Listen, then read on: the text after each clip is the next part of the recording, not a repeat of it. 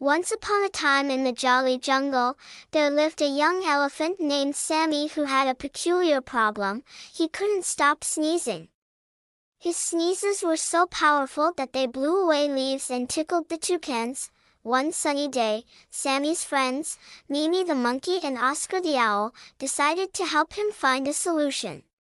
They embarked on a quest to the wise old tortoise, who was known for having a remedy for every ailment. As they trundled along, Sammy's sneezes created a cascade of funny events. Monkeys swung from vines to avoid the gusts, and birds squawked as they were blown off their perches.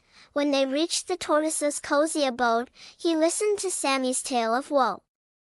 With a twinkle in his eye, the tortoise concocted a potion made from ticklish tree sap and feathered ferns. Sammy took a sip, and suddenly, his sneezes turned into delightful giggles. The jungle echoed with laughter as the friends rejoiced. From that day on, Sammy's silly sneezes became the highlight of the jungle, making everyone laugh and bringing joy to the heart of the jolly jungle forever. And they all lived happily and hilariously ever after.